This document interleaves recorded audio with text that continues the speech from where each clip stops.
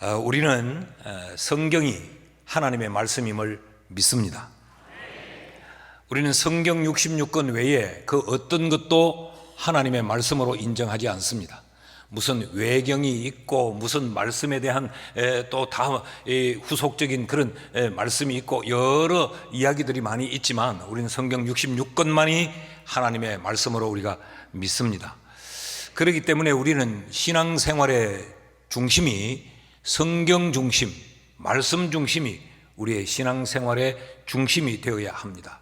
무슨 우리의 경험이라든지 우리의 또 어떤 이성적이고 합리적인 그런 생각이라든지 이런 것들을 우리는 신앙생활의 중심으로 삼을 수 없는 것이죠. 그건 느끼는 사람마다 다르게 느껴질 수 있고 또 우리가 경험할 때마다 그것은 달라질 수 있기 때문에 그렇습니다. 그래서 성경이라는 이 성경 말씀을 우리는 정경, 카논 그렇게 이야기해요.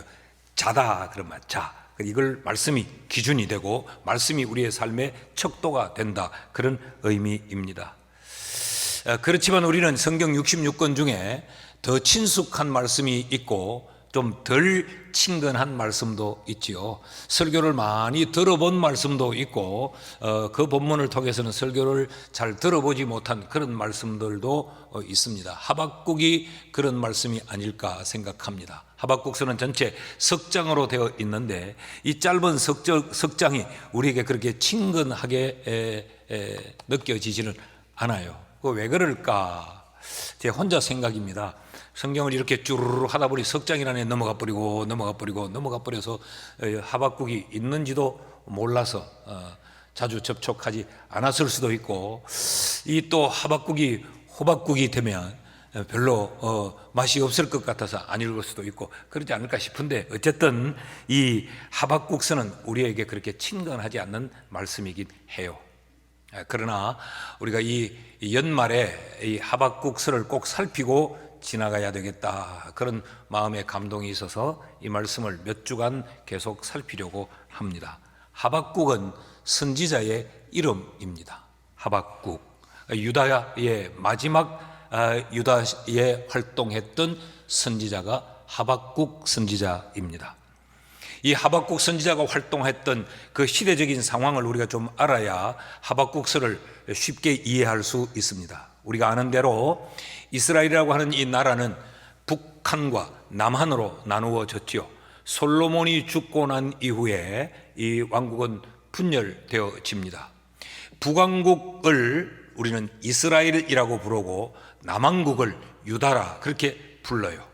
북왕국은 10지파가 중심이 된 왕국이고 남왕국은 2지파가 중심이 된 나라입니다. 그런데 이 분열된 두 나라는 이방 나라에 다 포로로 잡혀가게 됩니다.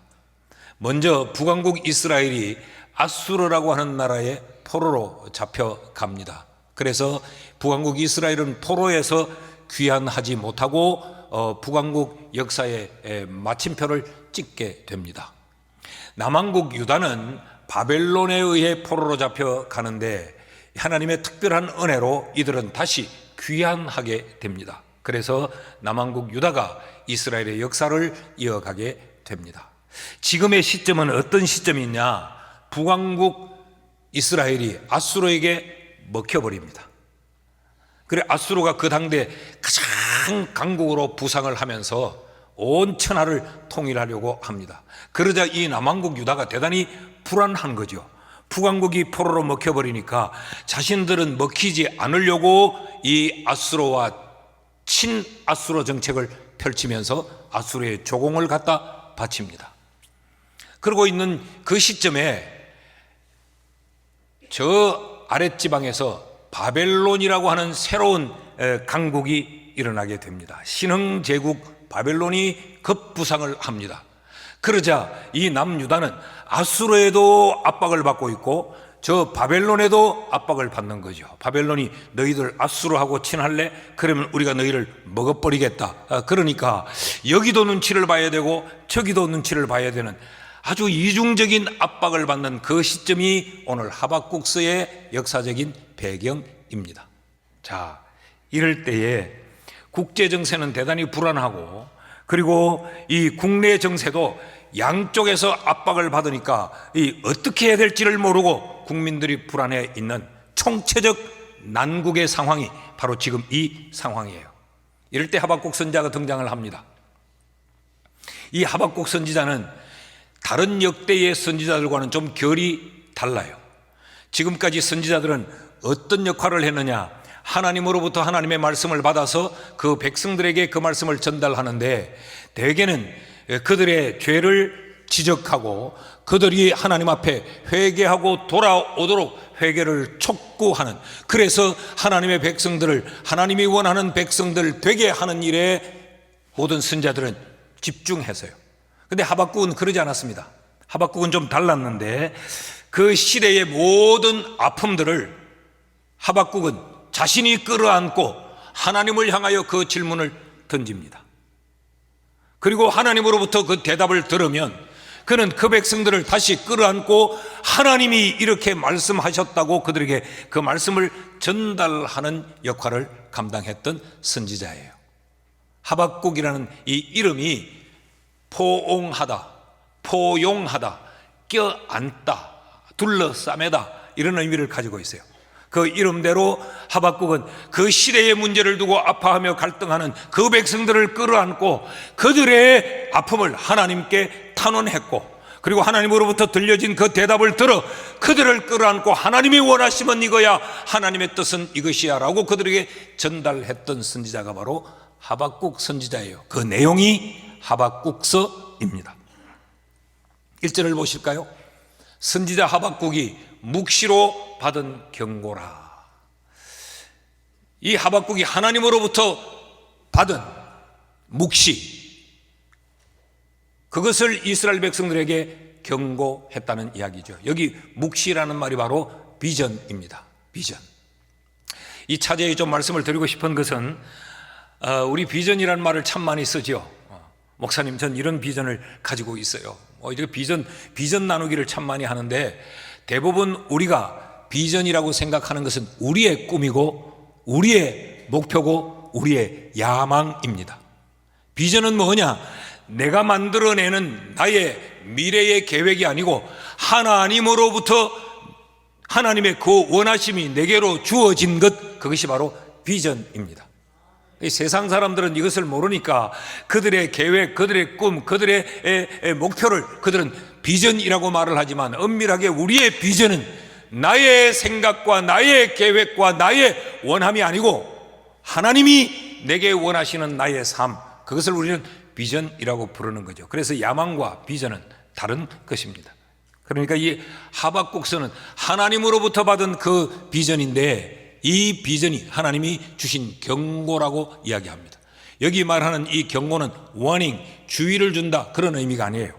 여기서 말하는 이 경고는 직역하면 무거운 말씀이라는 이야기입니다. 이 말은 피할 수 없는 말씀이고 마음에 깊이 새겨야 하는 말씀이며, 이 말씀을 놓치지 않고 부여잡고 살아야 될 그 중요한 말씀이라는 의미가 바로 1절의 이 의미입니다. 하박국이 하나님으로부터 묵시로 받은 경고의 말씀이다라는 거지요. 자, 하박국은 그럼 무엇을 질문했을까, 하나님 앞에? 그리고 하나님으로부터 하박국은 어떤 대답을 들었을까? 그래서 오늘부터 몇 주간 우리는 우리의 질문, 하나님의 대답이라는 큰 주제를 가지고 하박국서를 계속해서 살펴볼 겁니다. 하박국의 질문은 크게 세 가지입니다. 그 질문의 첫째 질문은, 왜 하나님, 우리가 이토록 애타게 기도하고 우리가 이 애타게 하나님의 도움을 구하며 부르짖는데 왜 우리의 기도에 응답하지 않습니까? 라고 하는 것이 하박국의 첫 번째 질문이에요. 왜 응답하지 않는가? 1절 말씀을 보실까요? 2절 말씀을 보실까요? 여호와여, 내가 부르짖어도 주께서 듣지 아니하시니 어느 때까지리까? 그러니까 얼마나 지금 답답한 마음으로 하나님께 탄원하고 있는가를 우리에게 보여주는 거죠. 내가 부르짖어도 주님이 듣지 아니하시네요. 언제까지 주님이 이렇게 나의 기도에 귀를 기울이지 않고 무응답으로 침묵하고 계실 겁니까? 그 이야기입니다.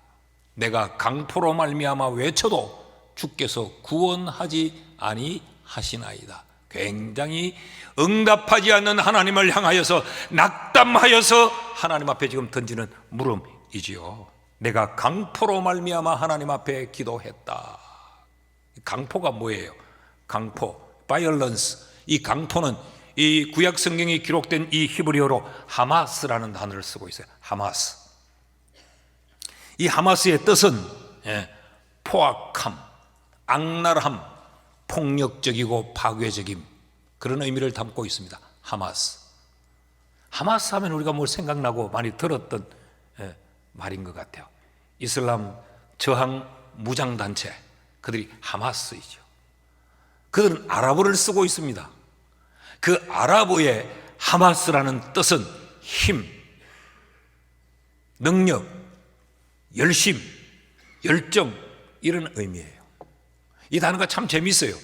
그들은 자신들이 잃어버린 땅을 찾고 자기들의 나라를 세우기 위해 우리는 힘으로 이 일을 이룰 것이다. 우리에겐 이런 열심이 있다. 우리에겐 이런 열정이 있다. 그런 의미로 하마스를 사용하는데, 하나님의 백성들 쪽에서 보면 저들은 폭력적이고 파괴적이고 아주 악랄한 단체다. 그런 이야기죠. 우리는 이 두 가지가 다 이해가 돼요. 이들은 무참히 테러를 자행하고 이런 일들을 스슴치 않잖아요. 그 시대가 이렇게 강포했다는 거죠. 이 강포하다라는 단어가 하박국서의 중심 단어입니다. 오늘 2절에 나왔죠. 3절에 나옵니다. 9절에 나옵니다. 2장 8절에 나옵니다. 석 장밖에 되지 않는 이 짧은 하박국서에 이 강포하다라고 하는 이 표현이 반복적으로 4번이나 사용되고 있어요. 이 강포함 때문에 이스라엘 백성들이 곤혹을 치르고 있고, 이 강포함 때문에 하박국은 하나님 앞에 질문을 던져야 했고, 이 강포함 때문에 하나님은 그 질문에 대답을 해야 했고, 이것이 하박국서의 내용이에요.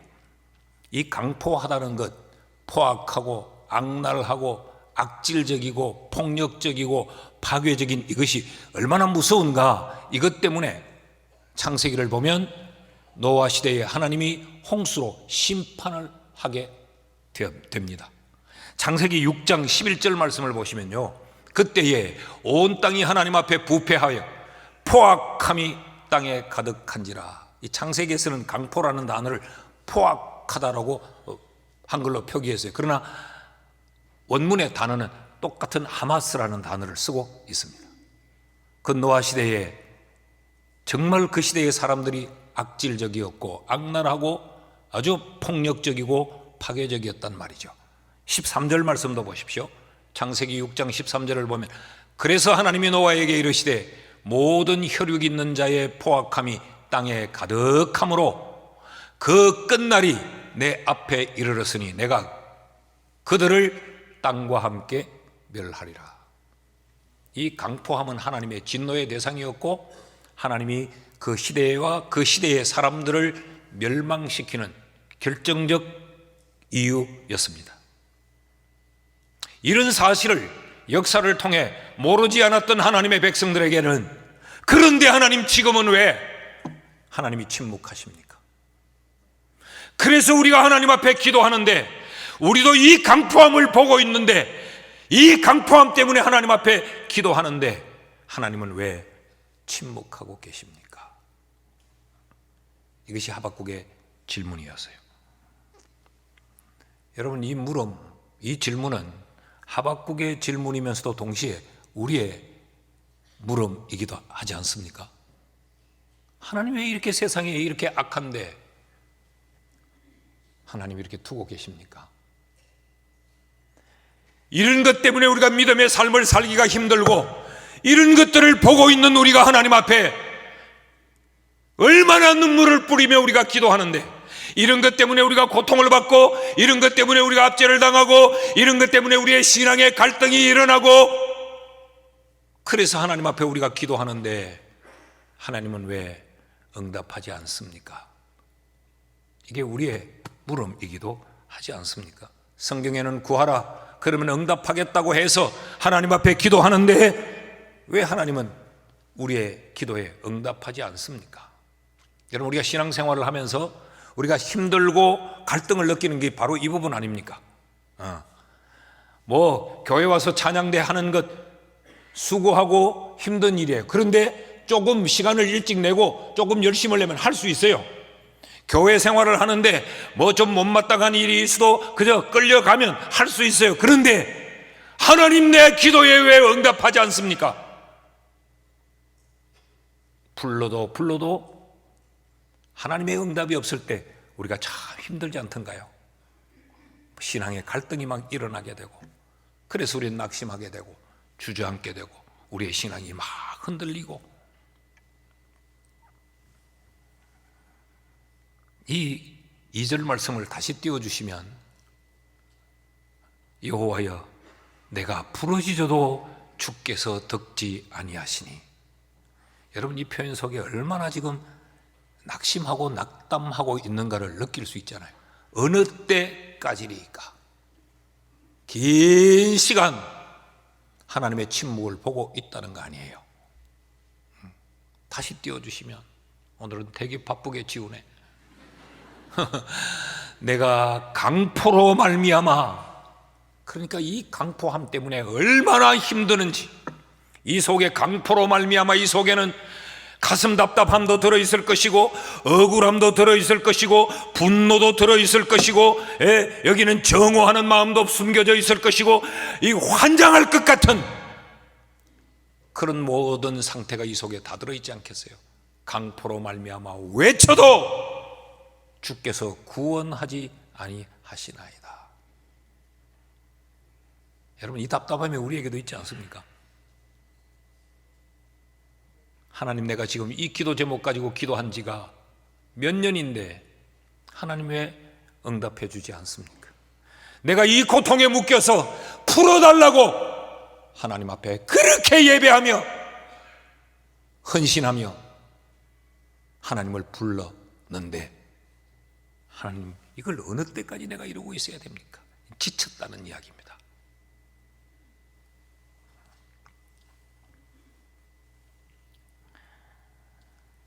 두 번째, 이 하박국의 질문이 또 있습니다. 왜 성도가, 하나님의 백성이 왜 이런 창굴한 악에서 피해를 입으며 고통을 당해야 합니까? 라는 질문입니다. 2장 2절 하반절 말씀을 보면, 내가 강포로 말미암아 외쳐도 주께서 구원하지 아니하시나이다.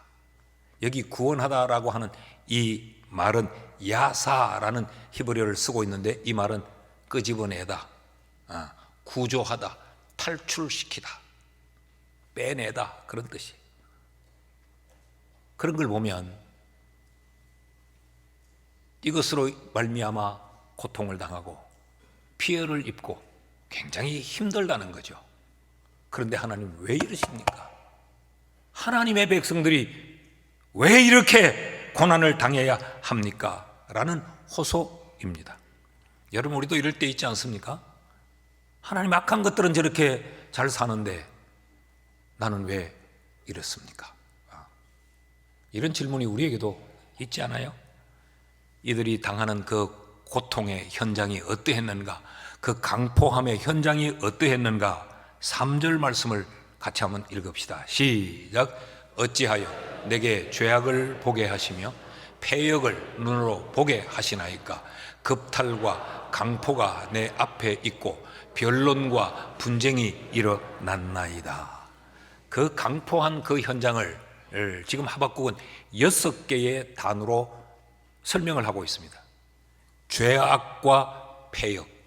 여기 죄악이라고 하는 것은 거짓되고 헛된 것입니다.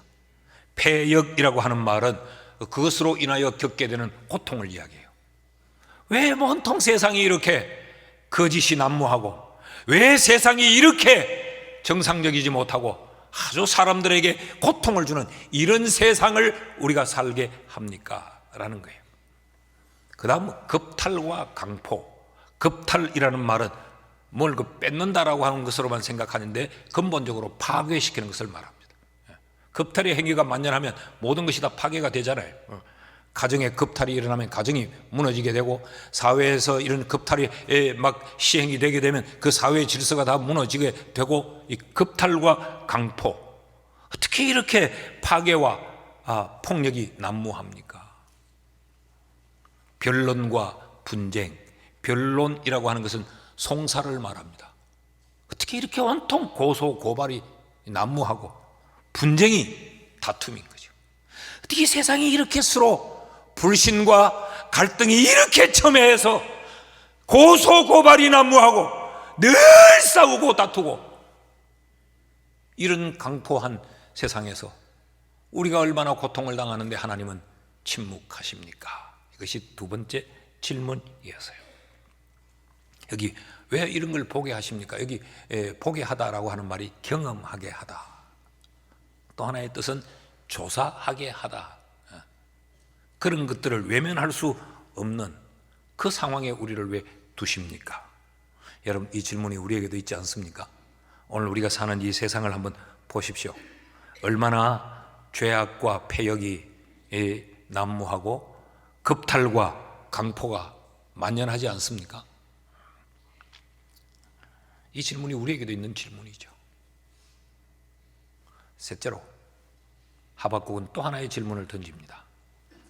왜 악한 것들이 세상을 주도하고 왜 악이 이렇게 득세하도록 하나님 그냥 두십니까? 라는 질문입니다. 4절을 보면 이 악이 득세하는 장면을 이렇게 기록했어요.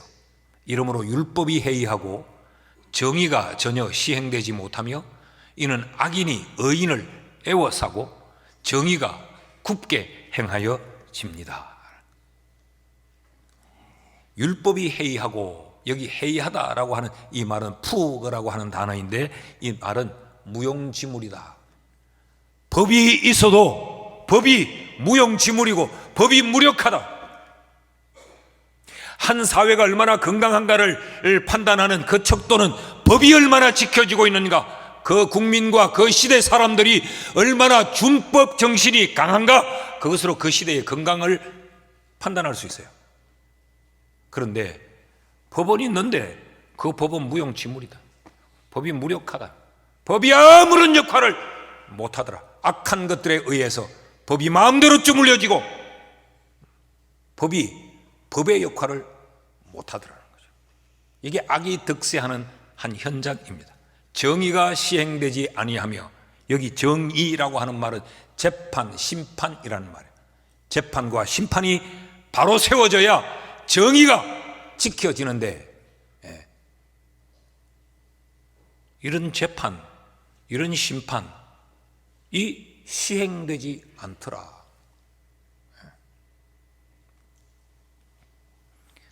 악인이 의인을 애워싸더라. 여러분, 의인이 악인을 애워싸야 이거 바꾸기도 하고 교화도 하고 희망을 꿈꿀 수 있는데, 악인들이 의인을 애워싸는, 정의가 굽게 행하여진다. 그러니까 옳고 그름이 전부 다 비틀려져 버리는 거예요. 이것이 포스트 모더니즘의 현대사회의 특징입니다. 모든 것을, 기본적인 질서를 다 파괴시키고 뒤집어 엎고 뭔가도 약간 비틀어서 삐딱하게 보려고 하고, 온통 사회가, 정의가, 바른 것이 다 악에 의해서 비틀려져 버렸다는 것이죠. 여러분, 이것이 하박국의 질문인데 이게 오늘 우리의 질문이기도 하지 않습니까? 오늘 우리 세상을 보면 무법천지입니다. 법이 없어요. 정의가 사라져 버렸습니다.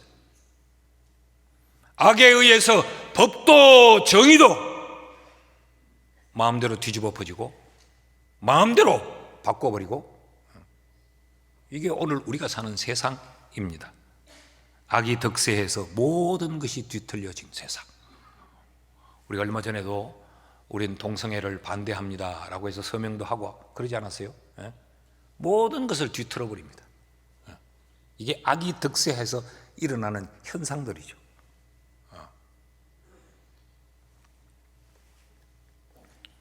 그러니까 이 질문을 한마디로 하면 하나님 왜 침묵하고 계시죠? 라는 겁니다. 이 하박국의 이 세 개의 질문은 하나님 그런데 왜 가만히 계십니까? 이겁니다. 하박국이 얼마나 답답했으면 선지자가 하나님 왜 가만히 계세요? 여러분 우리도 이럴 때 있잖아요. 하나님 왜 말씀을 안 하십니까? 하나님 왜 이거 보고만 계십니까? 하나님 왜 나를 그냥 이렇게 두십니까? 이 처절한 질문이 우리에게도 있단 말이죠. 자, 이 질문에 하나님은 대답하십니다. 하나님의 대답이 무엇일까요? 궁금하지 않습니까? 그 하나님의 대답은 5절입니다. 5절을 같이 한번 읽습니다. 시작. 여호와께서 이르시되 너희는 여러 나라를 보고 또 보고 놀라고 또 놀랄지어다. 너희의 생전에 내가 한 가지 일을 행할 것이라. 누가 너희에게 말할지라도 너희가 믿지 아니하리라. 무슨 말씀인가? 이렇게 금방 읽으면 마음에 착 와닿지 않지요. 이런 말씀입니다. 똑똑히 봐라. 보고 또 봐라. 너희가 놀라고 놀랄 일이 일어날 것이다. 그것은 내가 한 가지 일을 행할 것이다. 근데 내가 한 가지 행하는 그 일은 사람들이 말을 해도 이해할 수 없는, 그래서 믿을 수 없는 일을 내가 행할 것이다. 이 말씀이에요. 자, 잘 생각해 보십시오. 이게 뭘 의미하는지. 하박국은 하나님 왜 가만히 계세요? 하나님 왜 침묵하고 계세요? 근데 하나님은 뭐라고 대답하십니까? 내가 일을 계획하고 있다.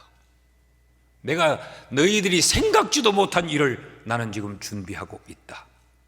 이 일은 너희들이 설명해도 이해할 수 없고 믿을 수도 없는 놀라운 일이다. 이 말을 또다시 줄이면 오늘 설교의 제목입니다.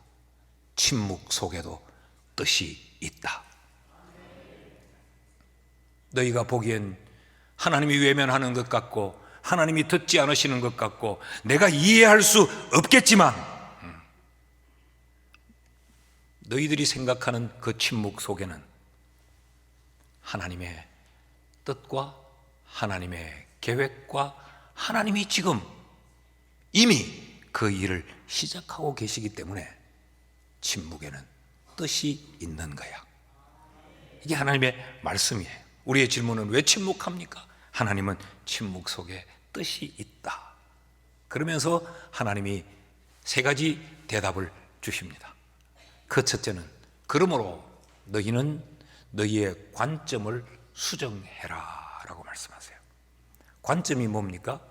뷰 포인트, 우리가 바라보는 초점이죠. 이것을 수정해라.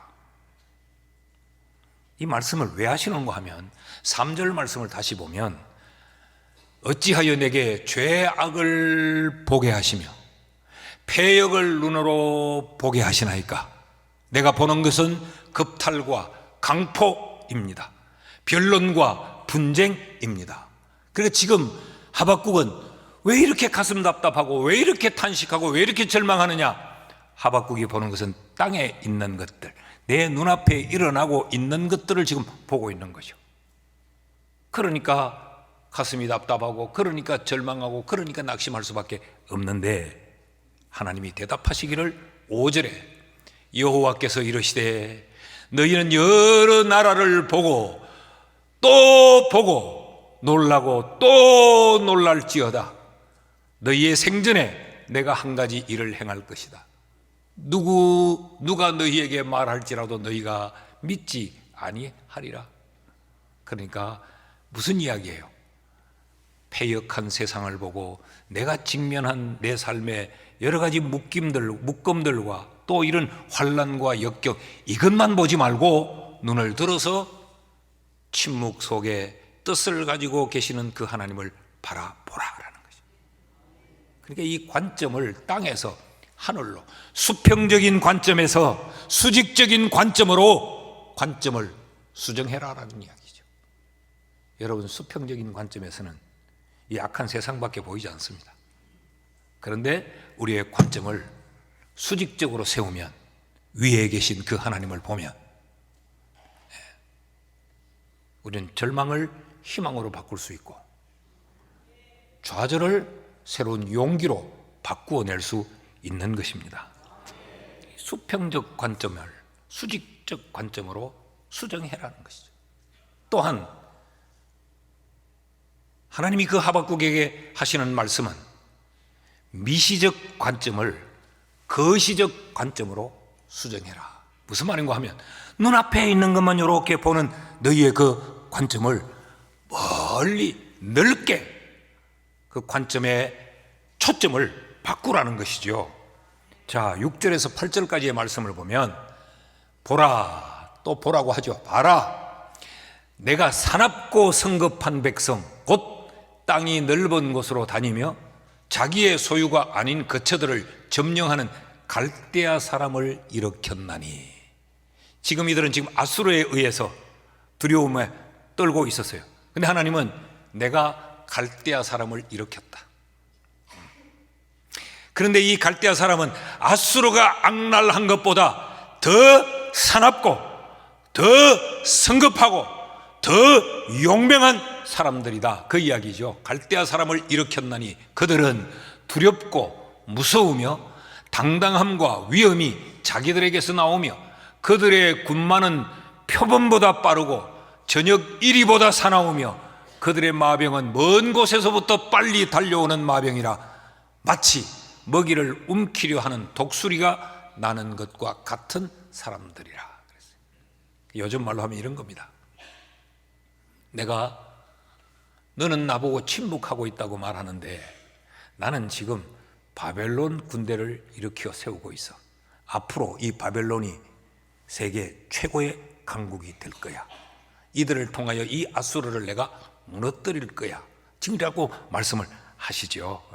그러면서 9절에서 10절 말씀을 보시면, 그들은 다 강포를 행하러 오는데 앞을 향하여 나아가며 사람을 사로잡아 모으기를 모래같이 많이 할 것이요. 이 말은 너희들이 그렇게 지금 이 아수르가 대단하다고 보는데 이 아수르를 싹 쓸어버릴 거라는 거지. 왕들을 멸시하며 방백을 조소하며 모든 견고한 성들을 비웃고 흉벽을 쌓아 그것들을 점령할 것이라. 아수르의 멸망을 주님은 지금 계획하고 계신다라는 이야기예요. 여러분, 그렇다고 하면 하나님의 침묵은 단순한 침묵이 아니에요. 하나님의 침묵은 우리의 상황에 대하여 외면이 아닙니다. 하나님의 침묵은 역사에 대한 무관심이 아닙니다. 하나님의 침묵은 조용히 일하심입니다. 우리는 그냥 하나님이 침묵하고 있는 것 같았어요. 그런데 하나님은 아무도 모르게 조용하게 침묵이라고 여기는 그 시간에 하나님은 지금 역사의 수레바퀴를 하나님은 돌리고 계시는 거죠. 그래서 우리의 관점을 하나님께로 이동시켜라는 말이죠. 그러면서 두 번째, 하나님이 대답을 주시기를, 그러므로 역사의 주인은 하나님이시다. 하나님의 주권을 신뢰하라 라고 말해요. 이 아수르를 망하게 하는 것도 내가 망하게 할 거고, 새로운 신흥 강국을 일으켜 세우는 것도 내가 일으켜 세울 것이고, 결국 이 역사는 사람에 의해 움직여지는 것 같지만 내가 주인이기에 내가 움직이는 거야. 이것을 지금 하박국에게 대답해주고 하박국으로 하여금 그 백성들에게 전달토록 하고 있는 겁니다. 그 일이 어떤 일이냐? 5절 말씀을 보면 여호와께서 이르시되 너희는 여러 나라를 보고 또 봐라. 잘 봐라. 눈앞에 있는 것만 보지 말고 넓게 보고 멀리 봐라. 그 일이 놀랍고 놀라운 일이 될 것이다. 너희 생전에 내가 이 일을 이룰 거야. 그러니까 지금 그 침묵 속에 하나님의 계획표가 하나님의 계획대로 지금 움직여지고 있는 것이죠. 그러므로 여러분, 우리는 하나님의 주권을 신뢰해야 합니다. 우리의 현재가 아무리 답답하고 불안하고 고통스러워도 분명한 것 한 가지는 역사의 주인은 하나님이시다. 한 인간의 생사, 화, 복도 누가 주관하느냐? 하나님이 주관하십니다. 역사의 주인도 하나님이십니다. 우리가 그러므로 하나님을 신뢰해야 되지, 땅의 어떤 세력, 땅의 어떤 상황, 이 땅에서의 어떤 요행을 기대하면 우리는 늘 무너지는 삶을 살 수밖에 없습니다.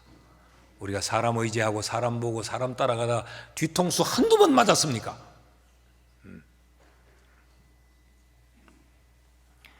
한번 따라합시다. 죽을 것 같아도 하나님을 신뢰하자. 그 이유는 하나님이 주인이기 때문에 그렇습니다. 우리가 이렇게 돌아보면 우리가 매 순간순간을 이렇게 살아와서 잊어버려서 그렇지, 돌아보면 숨 막혀 죽을 것 같았던 순간들이 어디 우리의 인생에 한두 번 있었습니까? 저는 인생을 오래 살지 않고 이제 한 40년 살았지만 그 한 40년 살아온 내 인생을 이렇게 돌아보면 저쪽에 집사님은 막 그냥 그렇게 믿어요. 이제 한 40살밖에 안 됐는데 요 40년의 인생을 돌아봐도 숨 막히는 순간이 한두 번이 아니었어요. 그렇지 않습니까? 하나님이 그때를 넘어오게 해서 잊어버리고 또 살고 있습니다. 또 하나님이 또 그때를 지나오게 해서 또 지금 살고 있습니다. 이걸 보면, 야, 내가 내 계획대로 내 뜻대로 산 것이 아니고 내 인생의 주인이 하나님이 맞구나. 이걸 우리가 고백할 수밖에 없잖아요. 제가 우리 교인들하고 대화를 나눌 때도 그래요. 목사님, 내가 이걸 하려고 이렇게 내려고 막 이렇게 할 겁니다. 막 계획을 이야기하고 청사진을 찬란하게 꾸며놨는데도 어느 날 그건 휴지 조각처럼 버리고 이쪽 길에 가고 있더라고. 우리는 그걸 기억을 다 못해서 그런데 주인이 내가 아니었기 때문에 그렇습니다. 하나님이 이렇게 옮겨놓으면 이 길을 또 가야 돼요. 하나님이 멈추어 세우면 멈추어 서야 되고, 하나님이 가게 하면 가기 싫어도 가야 되는 게 우리 아닙니까? 그러므로 하나님을 온전히 신뢰하며 사는 우리가 되기를 축복합니다. 세 번째, 하박국에게 준 하나님의 답은 그러므로 때를 기다리며 기도해라 라는 것입니다. 너는 나보고 왜 침묵하느냐고 말하지만 난 침묵하고 있는 게 아니야. 지금 나는 계획이 있어. 그 계획대로 나는 지금 시행하고 있어. 조용히 일할 뿐이야 라고 말씀하시는 그 하나님의 말씀 가운데 8절 말씀을 보면 이런 표현이 나타나요. 그들의 군마는 표범보다 빠르고 저녁 이리보다 사나우며 그들의 마병은 먼 곳에서부터 빨리 달려오는 마병이라.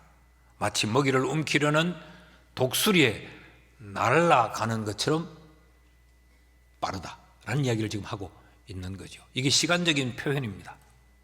그런데 하나님이 침묵하는 것 같아서 속상하고 분하고 의심이 일어나고 갈등이 막 일어나는데 아니야. 지금 내가 일하고 있는 이 내 시간표를 너희가 생각하는 것보다 빨라, 그런 말이에요. 지금 일으키는 신흥 강국이 빠르고 달려오고 날아오고 있다. 그때가 그렇게 더디 오지 않는다는 거죠. 그러므로 낭망하지 말고 포기하지 말고 그 때를 하나님의 그 시간표대로 기대하고 기도하며 살라. 이것이 우리에게 주시는 하나님의 세 번째 대답입니다. 여러분, 그러니까 침묵의 시간에도 우리가 보기에는 하나님이 침묵하고 있는 것 같지만 그 침묵의 시간에도 하나님의 시간표는 째깍 빠르게 우리를 향하여서 지금 돌아가고 있다는 거죠. 이걸 기억하라는 겁니다. 제가 조금 전에도 이야기했지만 제 인생을 이렇게 돌아보면, 야, 언제 여기까지 내가 왔나? 앞으로 가야 할 시간을 보면 굉장히 먼 것 같고 더딘 것 같은데 지나고 보면 벌써 내가 여기 왔네? 이야, 그 생각이 들어요. 남자들이 군에 갔다 온 분들은 다 아실 말이죠. 제가 군대에 입대를 하니까 참 따분하더라고. 뭔가 생산적이고 뭐가 창조적이고 이런 일이 좀 있어야 되는데 지극히 단순 노동만 시키는 거죠. 그 고급 인력들을 다 그 군대에 모아놓고 맨날 좌로 돌아 할 줄 알아요. 이거 우리 한참 가다 또 우로 돌아 되돌아가, 맨날 이거 무슨 초등학생도 아니고 유치원생도 아니고 왼쪽으로 가 오른쪽으로 가 뒤로 돌아가 앉아 쏴 엎드려 쏴, 맨날 이것만 하고 있으니까. 그리고 뭐 맨날 풀 뽑고 하수구 치고 너무 무료하고 너무 따분해요. 그래서 내무반에서 제가 불평을 좀 했어요. 맨날 뭐 이런 것만 하고 막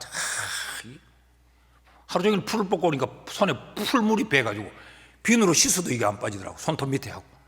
이게 내가 이거 하라고 이 참 아까운 청춘이, 내가 그랬더니 우리 고참 한 명이 야 임마 입 다물어. 네 하고 입 다물었어요. 고참이 입 다물으라고 하니까 네 하고 입을 다물었더니 그래도 국방부의 시계는 돌아가고 있다. 그래. 그 명언이라 명언. 그래도 국방부의 시계는 돌아가고 있다. 이 말은 네가 전역할 날이 하루하루 앞당겨져 오고 있다는 거죠. 지금 무료한 것 같고 언제 제대하겠나 싶고 내가 이러고 살아야 되겠나 싶고 그렇지만 국방부 시계는 착각 돌아가고 있어요. 그래서 내가 어제 전역하고 오늘 왔잖아요. 지금 그 이야기를 하고 있습니다. 하나님의 시간표는 하나님의 침묵하심 속에서도 돌아가고 있다는 것. 그때를 기대하고 그때를 기다리며 기도해라. 이것이 우리가 이 악한 세상을 살아가는 우리의 삶의 자세라는 것입니다. 이 하나님의 대답을 들었던 이 하박국이 석장이라 그랬죠. 이 3장 끝자락에 가서 이렇게 외칩니다. 3장 17절 18절을 같이 읽습니다. 시작.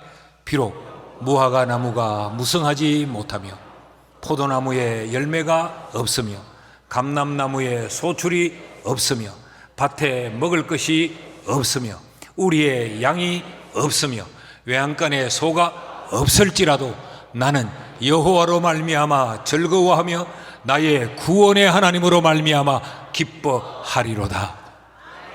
하나님의 답을 듣고 보니까 외양간에 소가 없고 소출이 나지 않아도 열매를 거둬야 될 그 나무에 아무런 열매를 거둘 것이 없는 처절한 상황일지라도 하나님의 답을 듣고 보니까 침묵 속에 뜻이 있다는 사실을 알고 보니까 나는 여호와로 인하여 즐거워하며 나는 그 여호와를 찬양하며 춤을 추리로다 그랬어요. 무화과 나무에 열매가 없고 밭에 소출이 없고 우리의 아무 소망을 줄 재산이 없고 그럴지라도 하나님의 이 대답을 듣고 보니까 그래, 침묵 속에 뜻이 있고 그 침묵 속에 하나님이 조용히 일하시고 그 침묵 속에도 하나님의 시간표가 움직여간다는 사실을 아니까 나는 여호와를 인하여 즐거워하리라 그랬어요. 우리에게 이 말씀을 붙들고 살아가는 우리의 삶이 될 수 있기를 주의 이름으로 축원합니다. 축원합니다. 우리 좌우에 이렇게 한번 인사합시다. 그래도 하나님의 시간표는 돌아가고 있다.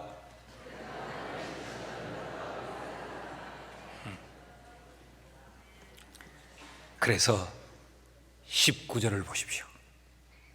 주 여호와는 나의 힘이시라.